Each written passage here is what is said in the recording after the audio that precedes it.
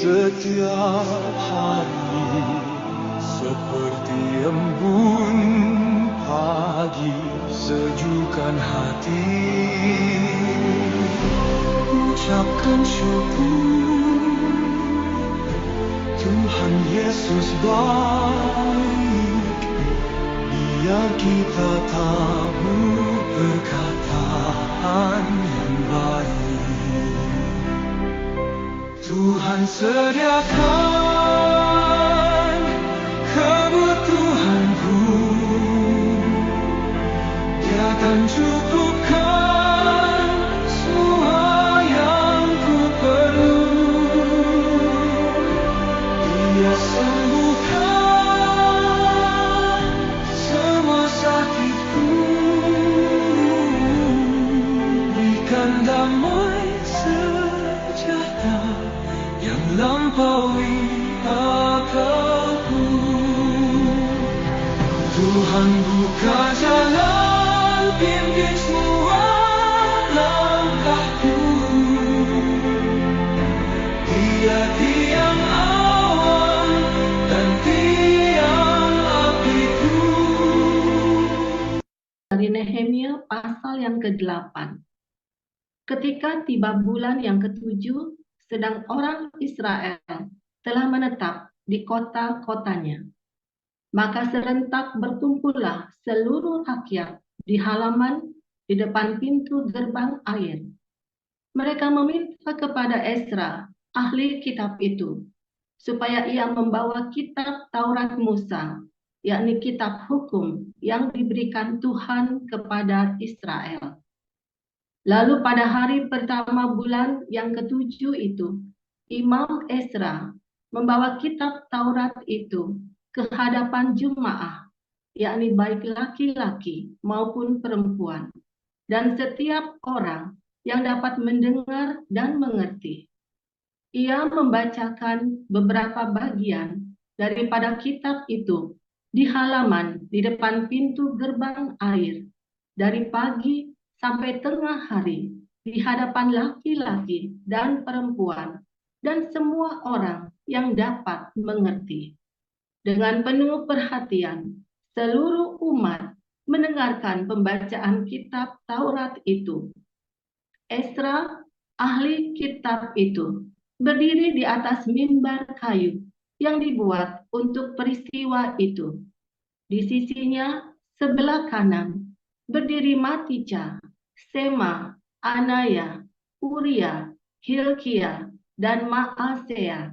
Sedang di sebelah kiri berdiri Pedaya, Misael, Malkia, Hasum, Hasbadana, Zakaria, dan Mesulam.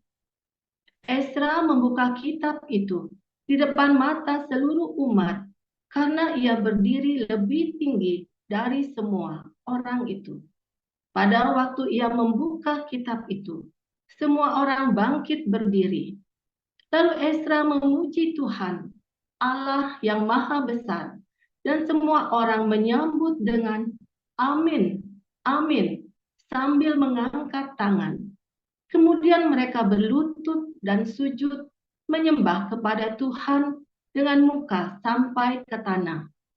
Juga Yesua, Bani, Serebia, Yamin, Akub, Sabetai, Hodia, Maasea, Kelita, Azaria, Yozabat, Hanan, Pelaya, yang adalah orang-orang Lewi, mengajarkan Taurat itu kepada orang-orang itu, sementara orang-orang itu berdiri di tempatnya. Bagian-bagian daripada kitab itu, yakni Taurat Allah, dibacakan dengan jelas, dengan diberi keterangan-keterangan, sehingga pembacaan dimengerti. Lalu Nehemia, yakni kepala daerah itu, dan Imam Ezra, ahli kitab itu, dan orang-orang Lewi yang mengajar orang-orang itu, berkata kepada mereka semuanya, "Hari ini adalah kudus bagi Tuhan Allahmu. Jangan kamu berduka cita dan menangis, karena semua orang itu menangis ketika mendengar kalimat-kalimat Taurat itu. Lalu berkatalah ia kepada mereka, "Pergilah kamu, makanlah sedap-sedapan, dan minumlah minuman manis, dan kirimlah sebagian kepada mereka yang tidak sedia apa-apa, karena hari ini adalah kudus bagi Tuhan kita. Jangan kamu bersusah hati, sebab sukacita karena Tuhan itulah perlindunganmu." Juga orang-orang Lewi menyuruh semua orang itu supaya diam dengan kata-kata, "Tenanglah, hari ini adalah kudus. Jangan kamu bersusah hati." Maka pergilah semua orang itu untuk makan dan minum, untuk membagi-bagi makanan dan berpesta ria, karena mereka mengerti segala firman yang diberitahukan kepada mereka. Pada hari yang kedua, kepala-kepala kaum keluarga, seluruh bangsa, juga para imam dan orang-orang Lewi berkumpul pada Ezra, ahli hukum Taurat itu, untuk menelaah kalimat-kalimat Taurat itu. Maka didapatinya tertulis dalam hukum yang diberikan Tuhan dengan perantaraan Musa, bahwa orang Israel harus tinggal dalam pondok-pondok pada hari raya bulan yang ketujuh, dan bahwa di semua kota mereka dan di Yerusalem harus disampaikan berita dan pengumuman yang berbunyi, "Pergilah ke gunung, ambillah daun pohon zaitun, daun pohon minyak, daun pohon murad, daun pohon korma, dan daun dari pohon-pohon yang rimbun, guna membuat pondok-pondok, sebagaimana tertulis."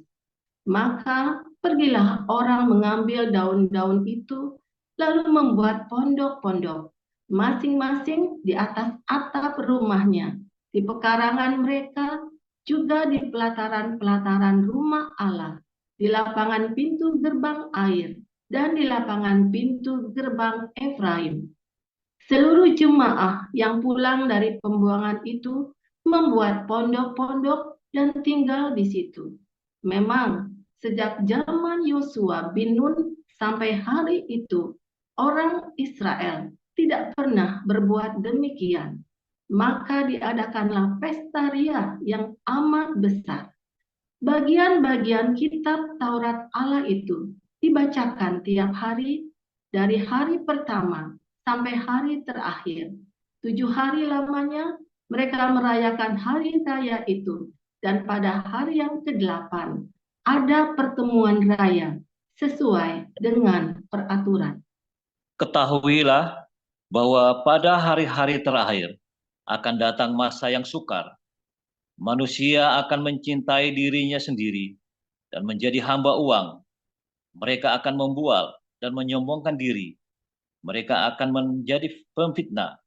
Mereka akan berontak terhadap orang tua dan tidak tahu berterima kasih, tidak mempedulikan agama, tidak tahu mengasihi, tidak mau berdamai, suka menjelekkan orang, tidak dapat mengekang diri, garang, tidak suka yang baik, suka mengkhianat, tidak berpikir panjang, berlagak tahu, lebih menuruti hawa nafsu daripada menuruti Allah.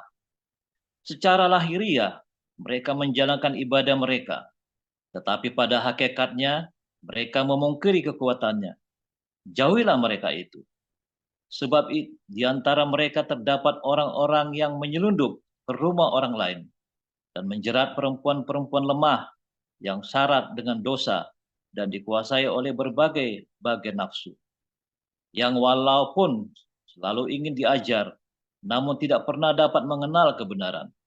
Sama seperti Yanes dan Yambres menentang Musa, demikian juga mereka menentang kebenaran. Akal mereka bobrok dan iman mereka tidak tahan uji. Tetapi sudah pasti mereka tidak akan lebih maju, karena seperti dalam hal Yanes dan Yambres, kebodohan mereka pun akan nyata bagi semua orang. Tetapi engkau telah mengikuti ajaranku, cara hidupku, pendirianku, imanku, kesabaranku, kasihku, dan ketekunanku. Engkau telah ikut menderita penganiayaan dan sengsara seperti yang telah kuderita di Antiokhia dan di Ikonium dan di Listra.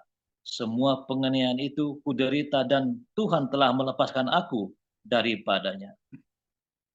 Memang setiap orang yang mau hidup beribadah di dalam Kristus Yesus akan menderita aniaya. Sedangkan orang jahat dan penipu akan bertambah jahat. Mereka menyesatkan dan disesatkan. Tetapi hendaklah engkau tetap berpegang pada kebenaran yang telah engkau terima dan engkau yakini, dengan selalu mengingat orang yang telah mengajarkannya kepadamu. Ingatlah juga bahwa dari kecil engkau sudah mengenal kitab suci yang dapat memberi hikmat kepadamu dan menuntun engkau kepada keselamatan oleh iman kepada Kristus Yesus. Segala tulisan yang diilhamkan Allah memang bermanfaat untuk mengajar, untuk menyatakan kesalahan, untuk memperbaiki kelakuan, dan untuk mendidik orang dalam kebenaran. Dengan demikian tiap-tiap manusia punya kepunyaan Allah diperlengkapi untuk setiap perbuatan baik. Demikian firman Tuhan. Haleluya, firman Tuhan selalu baru setiap hari. Bila kita senantiasa bertekun ya dalam firman Tuhan, kita terus mencari kebenaran, dan saudara setia di dalam pembacaan firman Tuhan, saudara ya. Tidak mungkin Anda tidak membaca firman Tuhan lalu Anda tahu semuanya. Ya, tetapi membaca firman Tuhan juga tidak cukup. Mengapa membaca saja tidak cukup? Nah, itu si Donditan itu tiap hari baca firman Tuhan tambah geblek gitu, saudara. Ya Waloni tiap hari baca Alkitab tambah geblek gitu, saudara. Iya kan? Kita medar itu. Itu kalau orang-orang Islam itu membaca Alkitab, ya kan? Membaca Alkitab itu tidak cukup. Setan juga baca Alkitab, saudara ya. Serius, saudara ya. Itu perang itu ya, perang Israel dengan Islam itu perang agama, saudara ya. Jangan ngomong bukan perang agama, itu perang atas nama agama. Orang Islam berperang karena dasarnya mereka suruh memerangi orang Yahudi. Coba apa dasarnya orang Palestina? Mau bikin Palestina merdeka? Nggak ada deklarasinya ingin mewujudkan Palestina merdeka. Karena memang tidak ada negara Palestina. Ya. Orang Palestina yang ada di Gaza itu orang Mesir. Orang Palestina yang ada di West Bank itu adalah orang Yordania. Ya, 60% penduduk Yordania mereka disebut orang Palestina. Ya, negara Yordania itu etniknya sama dengan orang Palestina yang ada di West Bank. Etniknya ya, etniknya. Dan sebenarnya tidak ada etnik Palestina, itu nggak ada. Ya, lalu mengapa mereka perang? Dari tahun 1948, perang mereka atas nama agama, hancurkan orang Yahudi dimanapun mereka berada, saudara. Serius. Jangan ngomong enggak, itu dasar ayatnya. Bahkan Hamas hari ini mendeklarasikan ayat-ayatnya, hancurkan orang Yahudi. Akhir zaman tidak akan terjadi. Ya, Iran juga sama ya. Sebelum zamannya Khomeini, ya, Iran itu bersahabat dengan orang Yahudi, zamannya Reza Pahlavi ya. Sebelum tahun 1980, orang negara Iran itu bersahabat dengan negara Israel. Tetapi sejak Khomeini berkuasa, maka musuhan mereka.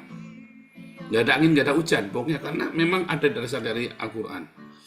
Ya, lalu ada si Ulil Habsah bilang, oh enggak, dulu orang Islam dengan orang Yahudi itu rukun. Enggak, saudara, itu bohong. Itu adalah kebohongan. Karena mengapa orang Yahudi kelihatannya rukun? Karena dia lagi dikejar-kejar orang Kristen di Eropa.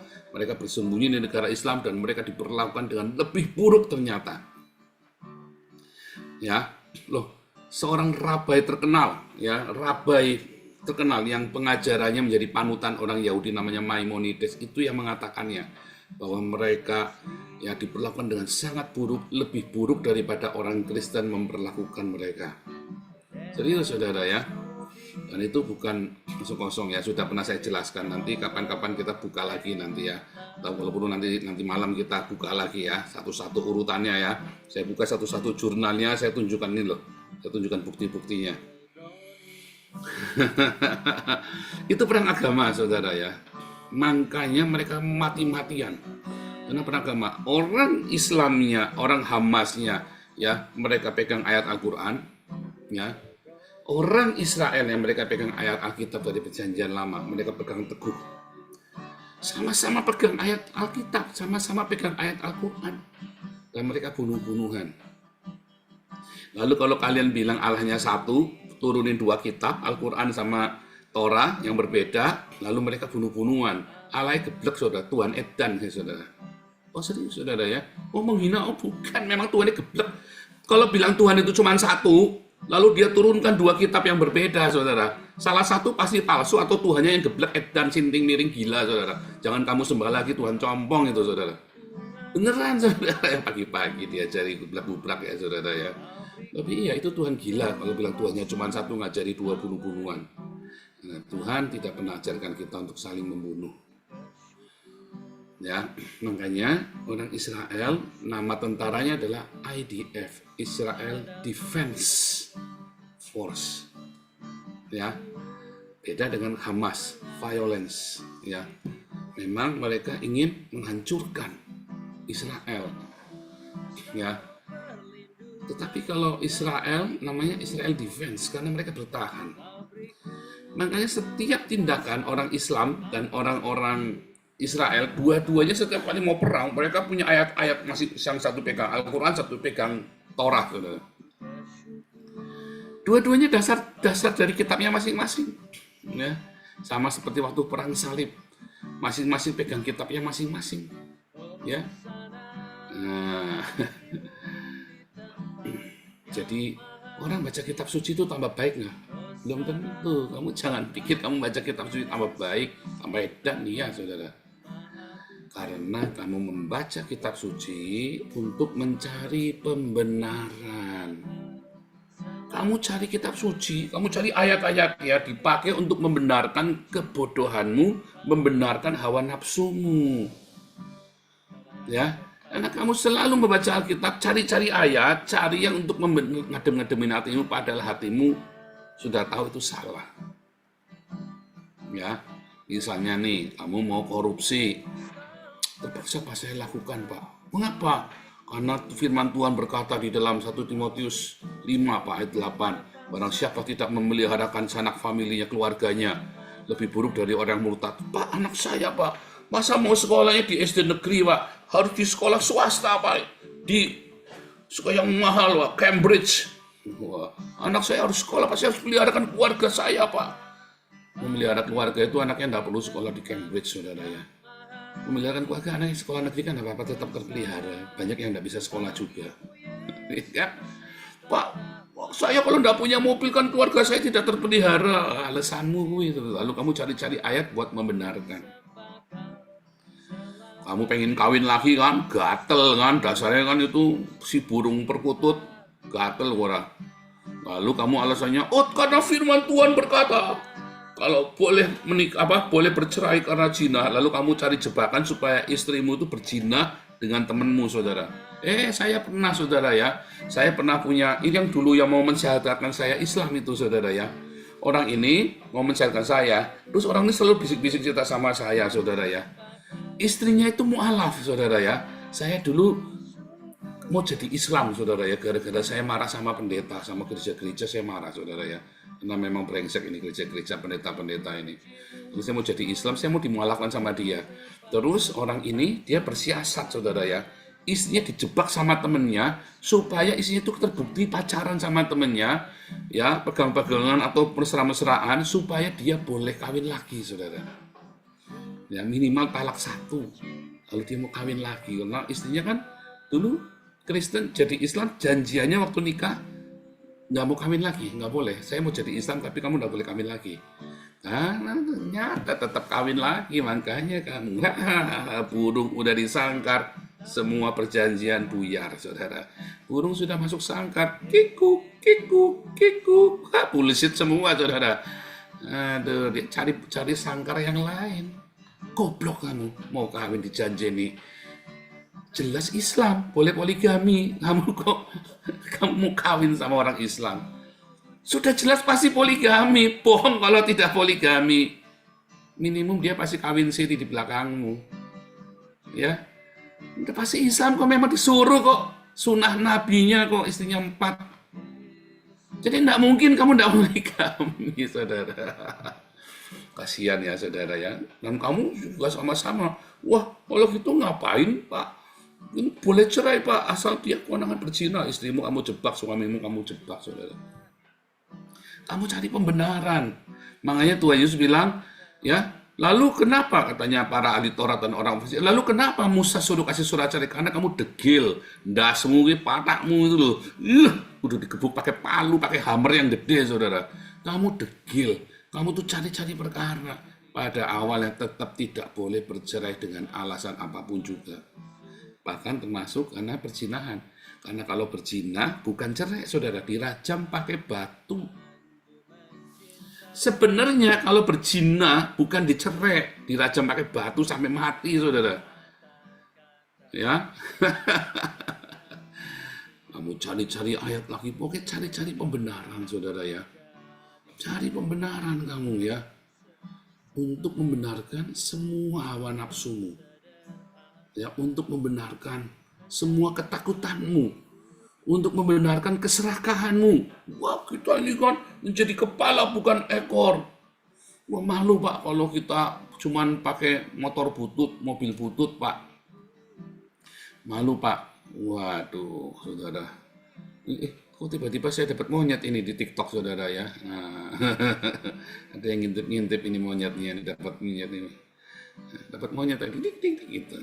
Bagus ya saudara kalau di TikTok, saudara. Ini saya live kan di TikTok sama di Facebook ya. Nah saudara,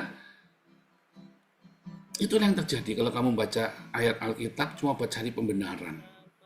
Lalu kamu baca yang satu, yang lain kamu singkirkan. Nah sama tuh kalau kamu baca Al-Quran buat membenarkan Yesus adalah Tuhan. Ya, tuh. Sirotol mustaqim, tunjukkanlah kepadaku sirotol mustaqim. Waduh, saudara ya. Wah. Itu kan sirotol mustaqim, jalan yang lurus. Yesus berkata, akulah jalan yang lurus. Nah itu, saudara. Kamu mau membenarkan Yesus dengan ayat-ayat Al-Quran. Nah itu sama saja tuh. Kamu cari ayat Alkitab buat membenarkan dirimu sendiri. Sama kamu cari ayat Al-Quran buat membenarkan Yesus. Sementara di Al-Quran ada tertulis dengan jelas, telah kafirlah orang yang berkata bahwa Yesus adalah Allah. Lalu kamu mau membenarkan bahwa Yesus adalah Allah dengan semua isarrohulawar, kalimatuhu dan segala macam tuhu, tuyul, tulus, segala itu kamu cari, kamu ayat yang korek-korek, saudara. Makanya saya tidak pernah setuju murtadin kasih kesaksian, ngutip-ngutip ayat Al-Quran buat membenarkan Yesus. Nggak tobat-tobat ini orang-orang ya.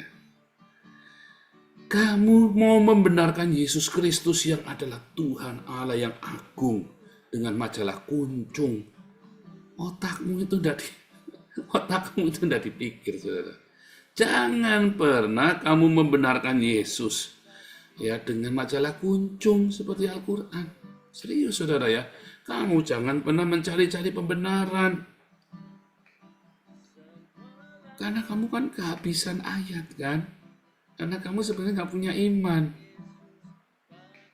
Makanya murtadin seperti itu tuh salah, saudara. Jangan dibiarkan bersaksi terlalu dini. Ajari dulu firman Tuhan yang benar. Ya, ajari dulu firman Tuhan yang benar. Setelah lama bertahun-tahun dia baru. Saudara, saya pernah baptis orang tahun 2015. Ya, 2015 saya baptis dia.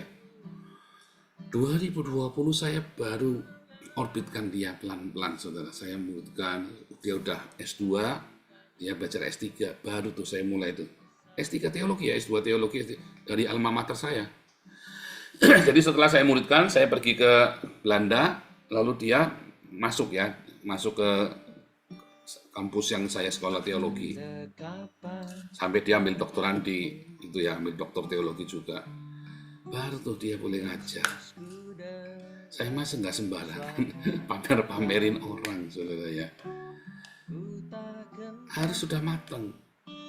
Ya nggak bisa langsung diangkat ya. Kayak dulu namanya Rasi, nggak taunya pengkhianat ya, saudara, Yudas ya. Kamu tak bilangin dari awal saya sudah bilang hati-hati. Wah, digadang-gadang ya dengan bangganya sama orang-orang TikTok tiktokan itu ya. Ini otaknya pada nggak dipakai. Tuhan Yesus sudah hati-hati, sudah wanti-wanti. Alkitab sudah wanti-wanti. Orang baru jangan kamu biarkan mengajar, ya, jangan, ya. Orang baru itu, orang yang baru itu kamu jangan biarkan mengajar. Hati-hati, saudara. Dulu ahli Makrus ya, baru bertobat 6 bulan jadi pendeta pembantu, saudara. Serius, saya lihat kartu pendetanya baru bertobat 6 bulan, ya. Di Betani itu, Betani Nginden Surabaya tuh, langsung jadi pendeta pembantu. Saya lihat sendiri, 6 bulan kemudian jadi pendeta pembantu. Saya sampai kaget. Pak, siapa Pak yang ini, Pak? Saya sampai kaget, saudara ya. Udah bertobat 6 bulan. Makanya akhirnya imannya rapuh, saudara. Ya, ketika dikejar, aniaya, ahli Makrus ketakutan. Ya. Harus butuh waktu. Kenapa membaca firman Tuhan itu bagus, tetapi kamu harus tahu, harus diajar, ya, harus ada yang mengajar. Oh, yang mengajar Roh Kudus sendiri, it's bullshit, saudara. Tidak ada. Sistem pemuridan di dalam Alkitab selalu ada yang memuridkan, ya. Rasul Paulus bagaimana? Rasul Paulus punya guru, saudara. Ya, kita kan membaca Torah yang sama dengan orang Yahudi. Rasul Paulus punya guru, ya, punya guru dia, Gamaliel, ya, rabbah yang sangat terkenal dan tidak menentang Yesus. Gamaliel itu tidak menentang Yesus, ya, saudara ya. Tidak semua orang Farisi itu menentang Yesus loh. Jangan salah kamu. Yang menentang Yesus itu hanya orang Saduki. Yang pasti golongan Saduki itu menentang Yesus. Apa yang mau saya katakan, saudara? Ketika kita membaca Alkitab, ketika kita menjadi seorang Kristen membaca Alkitab, satu, jangan pernah gunakan Al-Quran buat referensi Alkitabmu, saudara. Ya, diingat-ingat, saudara. Kamu sangat ceroboh, kamu sangat naif. Ya, jangan pernah kutip-kutip Al-Quran buat membenarkan Alkitab. Itu sama saja orang Islam ngutip-ngutip Alkitab buat membenarkan Muhammad. Lalu ada satu ayat bahwa hanya Yesuslah jalan keselamatan. Lalu kamu bilang Yesus mengatakan Muhammad menggantikan dia.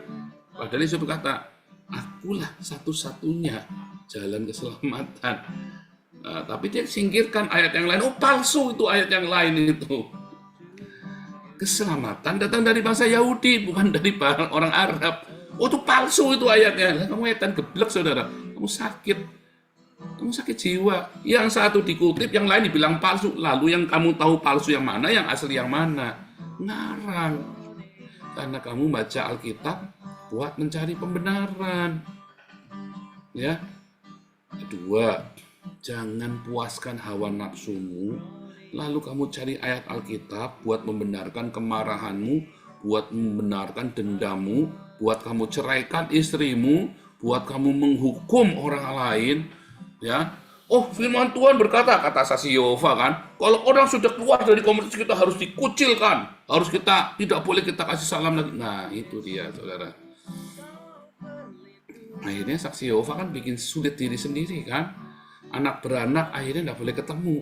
Karena anaknya dulu sekolah minggu di Saksi Yehova, begitu besar dia nggak mau ke Saksi Yehova lagi. Dia gabung sama gereja Katolik atau gereja Betel atau gereja lainnya. Lalu dikucilkan sama keluarganya, kan geblek ini aliran edan, saudara. Saya tidak berkata ini sesat, tapi kamu bikin susah dirimu sendiri. Kamu kutip-kutip ayat Al-Quran karena kamu takut ditinggal komunitasmu kan. Makanya kamu paksa orang diekskomunikasi. Ya. Saya tidak berkata Saksi Yehova sesat, tapi bodoh. Ini orang-orang bodoh, Saksi Yehova ini. Ya, orang-orang yang bikin susah diri sendiri. Sama seperti kalian kalau orang Kristen, lalu kalian nggak makan babi. Kalian bikin susah diri sendiri. Lalu kalian orang Kristen, kamu disunat. Kamu bikin susah diri sendiri. Kamu orang Kristen, kamu bilangnya harus Yahweh, harus dibaptis ulang. Kalau nggak dibaptis dari nama Bapa Yahweh dan Yesua Masiah, langsung neraka. Kamu bikin susah diri sendiri. Itu sama-sama orang Kristen yang penuh dengan ritual. Orang-orang yang harus kalau nggak ritual, nggak genep, kamu nggak ibadah. Itu kamu bikin susah sendiri. Ya, karena ada yang lebih penting dari semua itu, yaitu apa? Buah dari cintamu, saudara. perbuatanmu, kasih, sukacita, damai sejahtera, kebaikan, kemurahan, ya kesabaran, kelemah lembutan, kesetiaan, penguasaan diri, kekudusan, ya iman dan pengharapan. Terus kamu yang penting ritualnya selesai, sementara perzinahan, oh itu lihat kamu di TikTok itu ya, wah ritual-ritual semua isinya. Kalau nggak ritual, mungkin nganggap saya sesat, tapi mereka berzina semua satu sama lain. Tapi nganggap saya sesat, saudara ya. Ada orang nganggap saksi Yehova sesat. Lalu saya tanya, kamu tahu nggak gereja Reform di Belanda itu LGBT? 90% LGBT. Pendetanya mengizinkan pendetanya LGBT. 90%, saudara ya. Lalu kamu bilang itu sesat. Oh enggak, itu kan hanya perbedaan tafsir, gundul mope yang tak dasmu, saudara. Nah itulah, saudara, kamu mencari-cari pembenaran. Ada satu prinsip di dalam firman Tuhan, saudara. Satu prinsip di dalam firman Tuhan yang harus kamu tahu ketika kamu membaca firman Tuhan. Buka pikiranmu, jangan mencari pembenaran. Baca saja. Ya, baca saja, jangan mencari pembenaran, baca saja apa yang kamu pahami, udah. Jangan kamu ingin berlomba mencari kebenaran, bukan. Nanti Roh Kudus itu yang akan menerangi. Pak, bagaimana caranya Roh Kudus menerangi? Nah, makanya harus belajar. Gimana belajarnya? Di Hagios, Kupra, jadi promosi, enggak. Kita ajarkan kamu belajar firman Tuhan. Setelah kamu tahu cara membaca Alkitab, kita kasih tahu bagaimana kamu bisa rema. Ada banyak ya di sini yang saya di HBC sudah jadi mahasiswa, lalu tahu segala macam, mulai itu menghakimi banyak orang. Itu pun kita tegur, salah kamu. Ya, ada banyak saudara, sekolahnya belum selesai tapi mulai menghakimi gereja-gerejanya. Jangan. Ya, bahkan saya saja tidak pernah mengatakan saksi Yehova sesat, saudara. Saya tidak pernah mengatakan gereja Katolik sesat. Saya tidak berkata Ortodoks sesat, sekalipun banyak dari mereka mengatakan saya sesat. Pertanyaan saya kan cuma simpel, buahmu apa? Buah dada, buah sakar aja ndak ada kok, buah cakun aja ndak ada, kamu sok-sokan ngatain orang lain sesat. Berbuah dulu, berbuah. Ya, itu paling penting. Nah, makanya yang ketiga, saudara, ketika kamu membaca firman Tuhan, tahunya dari mana kamu itu benar apa enggak bacanya? Dari buah. Dari buahmu setiap hari. Ketika kamu baca Alkitab, kamu jadi benci nggak sama orang yang beda sama kamu? Ya. Sesama, nih di TikTok aja kamu lihat ya, perang tuh sesama orang Kristen. Berarti mereka baca Alkitabnya salah, saudara. Kenapa mereka jadi ribut satu sama lain? Di Tunggal Luanes. Itu semua jadi ngawur karena baca Alkitabnya salah. Tak jamin ketuakan kepala saya, saudara. Mereka salah cara bacanya. Makanya mereka tarung satu sama lain. Akhirnya mereka saling laporkan ke polisi, saudara ya, Tritunggal Luanes ini. Karena mereka membaca Alkitabnya salah. Makanya mereka penuh kebencian, penuh kemarahan. Akhirnya sumpah serapah tuh, saudara. Sesama orang Kristen akhirnya sumpah serapah, saling fitnah satu sama lain. Ujung-ujungnya apa, saudara? Donasi. Donasinya korup, saudara. Kedua, ujungnya apa? Menghamili, saudara, zina. Aduh, saudara, kamu Tritunggal isinya orang donasi semua, korup, saudara. Serius, saudara, kamu jangan macam-macam, hati-hati kamu sembarang donasi di TikTok, mau sawer-sawer, uangmu habis, mereka semua duitnya pada kemana, pada beli mobil mewah, pada beli apa, seneng-seneng, tinggal di apartemen mewah, nggak karu-karuan. Terus kamu puja-puja itu orang Luanes, nggak tahu pada Cina semua. Coba kamu sebut saudara orang Luanes satu-satu, tak tunjukkan pada Cina semua. Ada Cina semua, saudara. Kenapa? Membaca Alkitabnya salah. Lupa Paulus, kita benar, saudara. Dari buahnya. Kalau orang tanya, buktinya apa kita benar? Ini loh buah kita. Iya kan? Kita bisa bermegah karena Tuhan Yesus tuntun kita, saudara. Sehingga kita bisa berbuah. Aduh, saudara. Hanya Tuhan yang memberikan pertumbuhan. Tapi kita tuh harus ditanam di tempat yang benar.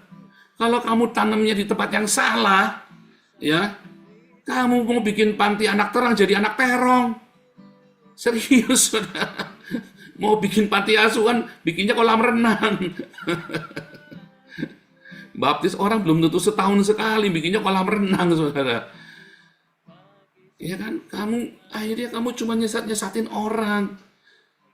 Buahnya tanya apa? Oh, buahnya saya pengajaran wajah salah. Buahnya bagaimana kita berkorban, kita menabur, bagaimana kita menjadi berkat bagi sesama. Itulah buah yang harus kamu hasilkan. Kamu waktu baca Alkitab, kamu jadi sabar nggak dengan suamimu, dengan istrimu? Kamu baca Alkitab, kamu jadi penuh cinta nggak? Kamu baca Alkitab, kamu jadi lemah lembut nggak? Kamu baca Alkitab, kamu bisa menguasai diri nggak? Kamu baca Alkitab, ya, kamu jadi punya kesetiaan apa isinya pengkhianatan? Kita mah di sini banyak nolongin orang Kristen dikhianati dulu, ya. Berapa banyak yang kita tolong, saudara, kita malah dikhianati, ya? Ya nggak? Di mana ada kesetiaan, di mana ada kesabaran, semuanya ngaku-ngakunya saya membaca Alkitab yang paling benar. Buahnya, saudara. Buahnya. Kamu baca Alkitab, tapi kamu tiap hari mengeluh terus. Jangan-jangan kamu baca Alkitabnya salah loh. Jangan-jangan yang kamu dengerin orang-orang yang salah loh, saudara. Tiap hari kamu mengeluh terus. Padahal di sini diajarin, ayo bersukacita. Kamu kenapa nggak mau bersukacita? Ayo, padahal gampang. Ya, kamu baca Alkitab, tetapi kamu tiap hari ya tidak ada damai sejahtera. Kamu baca Alkitab, tetapi hidupmu pelit. Kamu nggak bermurah hati sama orang. Kamu hidup di dalam kenajisan tiap hari. Kamu tidak ada keinginan untuk menjauhkan dari kenajisan. Kamu senang sekali berbuat kenajisan, masih kumpul kebo, masih ya pacar-pacaran yang nggak kudus, kamu masih yang nggak benar hidupnya. Ya kan? Masih iri dengki, masih dendam. Pasti ada yang salah dengan pembacaan Alkitabmu. Apalagi kemudian kamu saling serang satu sama lain dengan penuh kemarahan. Aku bongkar rahasia kamu. Saya kalau bilang ada orang bongkar, saya bongkar rahasianya Paul, bongkaran sana. Emang gua takut. Ya saudara ya, bongkar saja. Baca Alkitab tapi orang ngomong sedikit tersinggung. Baca Alkitab tapi kamu ya kan harga dirinya mahal sekali. Kok dikit-dikit tersinggung, dikit-dikit kamu baca Alkitab, kamu dikasih tahu susah, marah. Dikasih tahu yang baik, marah. Ya, saudara ya. Nah, itu lalu kamu sebenarnya baca Alkitab. Apa yang kamu baca? Ya, kalau kamu membaca Alkitab dengan benar di bawah tuntunan Roh Kudus, maka logos itu akan menjadi rema. Hati-hati saudara ya dalam pembacaan firman, kamu tiap hari baca. Pak kalau gitu nggak usah baca sekalian Pak, tambah nggak bener lagi, nanti kamu dipuntir-puntir sama orang lain. Baca Alkitab itu harus, tapi bacalah dengan benar. Bacalah dengan hati yang tulus. Balik lagi, yang namanya cerdik seperti ular itu, kamu harus tahu firman Tuhan. Seperti iblis pun tahu firman Tuhan, saudara. Tapi kamu tahu firman Tuhan dengan tulus, bukan buat cari pembenaran. Bukan mau buat cari siapa bener-beneran paling hafal Alkitab. Tidak ada gunanya, saudara. Ya, kalau si bom-bom suka pamer, saya baca Alkitab tutup mata, kita hafal Alkitab. Ya terus buat apa kamu tutup mata baca Alkitab? Buat apa kamu baca sok-sokan hafal ayat Alkitab, saudara? Buahnya apa? Terus kalau kamu hafal tuh buahnya apa? Hasilnya apa? Kalau kamu ngapalin ratusan itu hasilnya apa? Bukan saya nggak hafal, saya hafal, saudara. Ya. Kita dulu dimasak yang terakhir, sekte kita dulu ya, persekutuan doa ini kita udah kayak sekte, saudara. Setiap hari kita harus hafalin 10 ayat, saudara. Kalau leader, kalau orang awam, jemaat awam 1 ayat. Kalau dia pengurus 5 ayat. Saya wajib 10 ayat sehari, saudara. Ya, saudara ya. Anak saya hafal tuh Amsal 1, Amsal 31, saudara. Hafal, saudara. Anak saya si Faisal itu ya. Cuma terus buat apa? Yang penting kamu lakukan. Baca, lakukan. Baca, lakukan. Kamu akan ingat, saudara. Baca, lakukan, pasti kamu ingat. Ya, baca, lakukan dengan cinta. Jangan baca lalu, ini pasti ayatnya buat Ibu Rosna Baban ini. Kamu baca, ini ayatnya pasti buat Supriyati ini. Ini kamu baca, ini ayatnya buat Pak David ini. Kurang ajar ini Pak David ini. Ayatnya cocok nih buat Pak David. Baca itu buat kamu sendiri, bukan buat orang. Makanya kamu yang baca, bukan orang lain. Baca itu buat saya. buat kita, buat kamu yang lagi baca. Kalau kamu sekarang dengar firman, cocok nih firman Tuhannya nih. Ini firman Tuhannya cocok nih buat Dr. Ido ini. Enggak, saudara, ini firman Tuhannya buat kamu, makanya kamu yang dengar. Ini cocok nih firman Tuhannya buat anak saya. Bukan, buat kamu. Karena kamu yang dengar. Kalau itu buat anak kamu, maka anak kamu yang dengar. Tapi karena ini buat kamu, makanya kamu yang dengar. Ya, haleluya. Bertumbuh, berbuah. Ya, nanti kamu akan logos jadi rema. Nanti kamu akan kepenuhan Roh Kudus, saudara. Nanti hidupmu akan berdampak, hidupmu akan beruntung, hidupmu akan penuh dengan sukacita, penuh dengan kemenangan. Ya, Tuhan Yesus memberkati. Haleluya.